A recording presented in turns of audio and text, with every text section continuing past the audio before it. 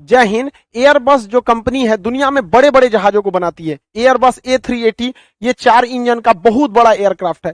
इस कंपनी ने भारत के टाटा के साथ समझौता किया है अपने एक मल्टी रोल जहाज के लिए, जिसका नाम है एयरबस C295। एयरबस C295 ये मिडिल क्लास का एक टर्बो प्रेप इंजन है। ये इंजन वाला एयरक्राफ्ट है। ये कई काम आएगा। इसको एक एक करके हम समझते हैं ये किस काम में आ सकता है। ये छोटे साइज का होता है। 71 सैनिकों को ये अपने साथ लेकर जा सकता है और ये कहीं पे भी उन्हें ड्रॉप कर सकता है, क्योंकि उसके पीछे रैंप लगा हुआ है। ये रैंप की सबसे बड़ी खासियत होती है कि अगर इसे जल्दी में जाना है, इसके ऊपर अटैक का डर है, तो ये रैंप गिरा के चलते रहता है और फौजी इसमें से कूदते रहते हैं, कूद जाते हैं सब, और ये बिना रुके फिर टेक ऑफ करके भाग जाता है। ये रैंप का काफी फायदा होता है, क्योंकि उतरने के लिए काफी जगह होता है। अगर सीढ़ी लगा के उतारिएगा जैसे आम आदमी उतरता है तो फौजी नहीं उतर पाएंगे। साथ ही इसके रैंप से फायदा ये होता है कि एयर ड्रॉप करने में पैरासूट से किसी भी फौजियों को, पैरा कमांडोज वगैरह को ड्रॉप कराने के लिए पीछे रैंप का जरूरी है। रैंप ज्यादा जगह प्रोवाइड करेगा, एक साथ कई फौजी कूद सकते हैं, हवा में अंदर कूद सकते हैं। ये कई काम को कर सकता है। ये महज 700 मीटर के रनवे पे उतर सकता है और इतने छोटे रनवे पे उतरने के बाद इजीली रुक सकता है और छोटे रनवे पर टेक ऑफ भी कर लेता है। यही नहीं, विदाउट रनवे का ये खेत में भी उतर सकता है, बस जमीन बराबर रहना चाहिए और वहां से फिर टेक ऑफ भी कर लेगा। ऐसा नहीं है कि रुक जाएगा तो फिर जाएगा कैसे, टेक ऑफ कर सकता है। ये कई सारे कामों में आ सकता है। इसके कई काम होते हैं। इसके लिए ये भारत सरकार ने अपने नेशनल हाईवे पर 28 ऐसे लोकेशन को सेलेक्ट किया है जहां पर ये उतर सकता है। तो नेशनल हाईवे पे ये ट्रांसपोर्ट, अब बहुत बड़े ट्रांसपोर्ट एयरक्राफ्ट भी नेशनल हाईवे पे नहीं उतर सकते, मीडियम क्लास का ही उतरेगा। तो इसे उतारा जा सकता है, इसे ट्राई भी किया जा सकता है कई एयरक्राफ्ट पे। अब जैसे जो भी हाईवे बने हैं उस पर क्या किया गया, एक एयर स्ट्रिप बना दी गई। जैसे यहाँ पर देखेंगे ये एक एयर स्ट्रिप बनी हुई है, यहाँ पे जहाज लैंड कर जाएगा, लेकिन ट्रैफिक को रोकने की कोई जरूरत नहीं पड़ेगी। यहाँ पे क्या होगा, एक बाईपास साइड से सड़क दिया जाएगा, यहाँ से ट्रैफिक को इस साइड से निकाल दिया जाएगा, यहाँ की ट्रैफिक को इस साइड से निकाल दिया जाएगा और ये जो बीच का एरिया है ये रिजर्व कर दिया जाएगा इमरजेंसी की स्थिति में किसी भी एयरक्राफ्ट की लैंडिंग के लिए। तो यहाँ ब्लॉक कर दिया जाएगा, इस एरिया में कोई नहीं आए और यहाँ ब्लॉक कर दिया जाएगा। ये हो गया हमारा चलता फिरता एक तो एयरपोर्ट हो गया, रेडी है एयरपोर्ट। और उस दौरान ट्रैफिक को इस रास्ते से हम लोग को क्या करना है, मूव कराना है, और इधर की ट्रैफिक को इस रास्ते से हम लोग को मूव कराना है। एयरबस C295 जो एयरक्राफ्ट है, ये एयरक्राफ्ट बहुत ही लो स्पीड से उड़ता है। धीमे स्पीड से उड़ने के कारण इसमें से पैरा ड्रॉप कराना काफी इजी होता है। बहुत तेज जहाज उड़ेगी, पैरा ड्रॉप कराएंगे तो लोकेशन अलग हो जाएगी, जहां ड्रॉप कराना चाहिए वहां नहीं ड्रॉप कर पाएगा।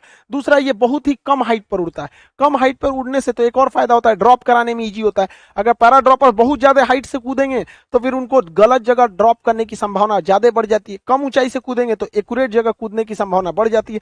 साथ ही कम हाइट पे होने की वजह से दुश्मन के जो रडार हैं वो उन दुश्मनों के रडारों से भी यह बच सकता है, दुश्मन के रडार नहीं पकड़ पाएंगे। इसमें टर्बो जेट इंजन, जो इतने बड़े बड़े इंजन होते हैं कमर्शियल एयरक्राफ्ट में, वो ना लगाकर इसमें फैन लगाया गया है, टर्बो प्रॉप बोलते हैं। इसका पंखी बाहर दिखता है, टर्बो प्रॉप।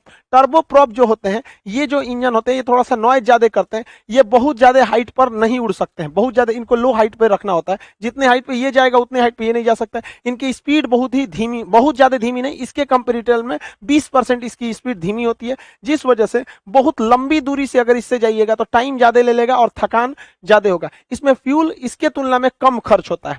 ये बहुत कम दूरी पर लैंड कर सकता है और टेक ऑफ कर सकता है, जबकि इसके लिए लैंडिंग के लिए ज्यादा जगह चाहिए टेक ऑफ के लिए। ये इसका मेंटेनेंस भी सस्ता होता है और इसकी कॉस्टिंग भी सस्ती होती है। तो जो हम लोग खरीद रहे हैं एयरबस 3295, वो एयरबस 3295 ये टर्बो प्रॉप इंजन वाला है। बाहर उसके पंखी निकले रहते हैं। ये अपने साथ 6 से 8 टन के लोड के सामान को लेकर आराम से उड़ सकता है, 1500 किलोमीटर से लेकर 4500 किलोमीटर तक, यानी भारत को आर पार कर जाएगा, एक बार रिफ्यूल हो जाएगा। बीच में इसके फ्यूल खत्म भी हो जाते हैं तो ये मिड एयर रिफ्यूलिंग कर लेता है, हवा से ही दूसरे जहाज में। टैंकर जो जहाज होते हैं, ये टैंकर जो होता है ये क्या करता है, इसे मिड एयर रिफ्यूलिंग कर देता है, फिर से रिफ्यूलिंग हो गया, फिर से वहां से ये उड़ जाएगा 4000 किलोमीटर तक। तो इसके रेंज को मिड एयर रिफ्यूलिंग द्वारा इजीली बढ़ाया जा सकता है। साथ ही इसे कई रोल में लिया जा सकता है। इसके ऊपर हम लोग, जहाज यही रहेगा, एयरबस C295 ही रहेगा, C295 ये जहाज ही रहेगा। इसके ऊपर एक रडार लगा देंगे 360 डिग्री वाला, इसे हम लोग कहते हैं एवॉक्स। एवॉक्स का फुल फॉर्म होता है airborne warning and control system. ये पहले ही बता देता है दुश्मन का जहाज कहां तक है। जैसे हमारा जो रडार है, ग्राउंड रडार, उसकी तो फिक्स है कि मान के चलिए हमने लगा दिया ग्राउंड रडार, वहां से वो 200 किलोमीटर या 400 किलोमीटर ही देख सकता है। लेकिन अगर उससे आगे दुश्मन है तो हमको अपने रडार को मूव करना पड़ेगा। तो रडार को लेके कैसे जाएंगे, तो उससे अच्छा ये मूवेबल रडार लगा दिया जाता है। इसके ऊपर ये 360 डिग्री का कवरेज प्रोवाइड कर देता है। देता है और इसके अंदर जो सीट होती है जहां पे आदमी बैठते हैं उसमें मॉडिफाई करके कंट्रोल रूम बना दिया जाता है। ये लोग रडार के अंदर देखते हैं और पूरा कंट्रोल रूम में देख लेते हैं कहां कहां दुश्मन का जहाज है आराम से यहाँ पे। तो हम लोग जहां तक हमारा बॉर्डर है वहां तक तो हम रडार लगा देते हैं, उसके आगे देखना है तो हम इन एवॉक्स विमानों से देख सकते हैं। तो ये एवॉक्स सिस्टम बनाने की क्षमता हमारे पास है, उसे ले जाने वाला ये एयरक्राफ्ट का आना जरूरी था। तो इस एयरक्राफ्ट को हम लोग एवॉक्स के रूप में भी यूज कर सकते हैं। इसका कई रोल आगे भी देख सकते हैं, ये रेस्क्यू मिशन में भी काम आ सकता है। जैसे देखिएगा अफगानिस्तान से किसी को लाना या फिर ऐसे जगह जहां रनवे ही नहीं बना है, खेत हो तो जैसा पोजीशन है तो उतार दीजिए खेत में, रेस्क्यू ऑपरेशन करके वहां से लोगों को लाया जा सकता है। या उत्तराखंड जैसी स्थिति जहां बाढ़ या हमेशा आपदा आती रहती है, उस स्थिति में आपदा में भी लोगों को सामान ले जाने या फिर वहां से लोगों को रेस्क्यू करके आपदा में राहत सामग्री देने के भी काम आ सकता है ये सिंगल एयरक्राफ्ट। इस एयरक्राफ्ट की मदद से हम ट्रांसपोर्ट तो इजीली कर सकते हैं क्योंकि ये ट्रांसपोर्ट एयरक्राफ्ट है। ये रैंप पीछे होने की वजह से बड़े से बड़े कार्गो को इजीली इसमें ड्रॉप किया जा सकता है। इसके सीट उठा दीजिएगा तो खाली बन जाएगा, उसमें आप जीप रख दीजिए, देखिए एम्बुलेंस गाड़ी को पूरा का पूरा इसके अंदर ट्रांसपोर्ट करके ले जाया जा सकता है। ये फायर फाइटिंग के भी काम आ सकता है। जंगलों में जो आग लग जाती है, ये एकदम भयानक आग लग जाती है जंगलों की आग में, तो जंगल की अगर आग नॉर्मल है तो उसे पानी से बुझा सकते हैं। ये टैंकर का भी इसका एक वेरिएंट है, इसे टैंकर में भी बदला जा सकता है, पानी से बुझा देगा। नहीं तो आजकल के जमाने में आग पानी से कौन बुझाता है, अब केमिकल आ गए हैं, केमिकल को छिड़क दीजिए, ये केमिकल जंगलों में पूरी तरह से छिड़क दीजिए और जहां जहां केमिकल में आग पकड़ेगा ये दूसरे आग को बुझा देता है यहाँ पर। तो आजकल ये केमिकल का काम आता है। तो बड़े जंगलों में जैसे ऑस्ट्रेलिया के जंगल में 2019 में भयानक आग लग गए थे, तो उस समय ये फायर फाइटर प्लेन ही काम आए थे। तो हमारे पास इस तरह का कोई प्लेन नहीं है, इसमें मीडियम वाला ही कैटेगरी के काम आता है। और टर्बो प्रॉप, क्योंकि कम ऊंचाई पर टर्बो प्रॉप ही काम करता है, ज्यादा ऊंचाई रहनी चाहिए तब वो हम लोग टर्बो जेट वाले इंजन को लगाते हैं। ये खुद इसको हम मॉडिफाई करके जहां पानी भरे थे फायर फाइटिंग के लिए, अगर वहां हम फ्यूल भर देते हैं तो ये हवा में दूसरे जहाजों को ईंधन दे सकता है। मिड एयर रिफ्यूलिंग के लिए टैंकर का काम कर सकता है। ये हेलीकॉप्टर भी इससे आके अपनी फ्यूल भर सकते हैं। जो दुश्मन फाइटर एयरक्राफ्ट है लड़ाई कर रहे हैं, वापस लड़ के बेस पर आएंगे फ्यूल भरने के लिए, तो फिर जाएंगे तो पायलट भी थक जाएगा। उससे अच्छा तुम लड़ते रहो, फ्यूल खत्म हो गया, आओ हम तुमको भर देते हैं। तो पीछे से ये फाइटर को भी भर सकता है, एक साथ दो दो को भर देता है। और अपनी कैटेगरी का, जैसे देखिए ये खुद ही C295 है अपनी कैटेगरी का, और खुदे ले रहा है फ्यूल किससे, C295 से, अपने से। तो ये अपने पटीदार को भी क्या कर देता है, दे देता है कि ले भैया, क्योंकि ये जो है टैंकर है, इसमें सीट उट नहीं है, फ्यूल वाला है, और ये है ये किसी भी काम में ले आ सकता है। तो आप देखिए मल्टीपर्पज के काम में आया जा सकता है। इसका नेवल वेरिएंट भी है। नेवल वेरिएंट में आप देखेंगे ये टारपीडो लॉन्च कर सकता है। ये टारपीडो समुद्र के अंदर चल रही पनडुब्बियों को ब्लास्ट कर सकती है, हिट कर सकती है।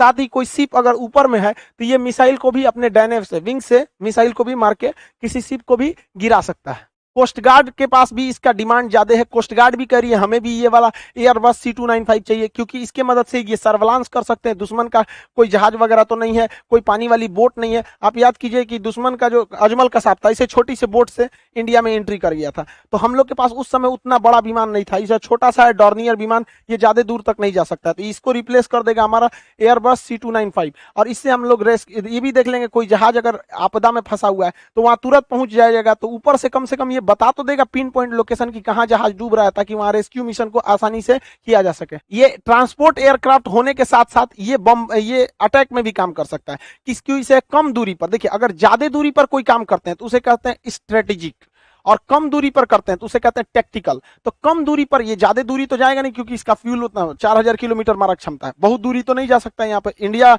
और उसके अगल बगल मतलब भारत के जितने दुश्मन है उन लोग के लिए काफी है, बट इसको कहेंगे यहाँ से उड़ के एक ही बार में अमेरिका जाओ, नहीं जा सकता।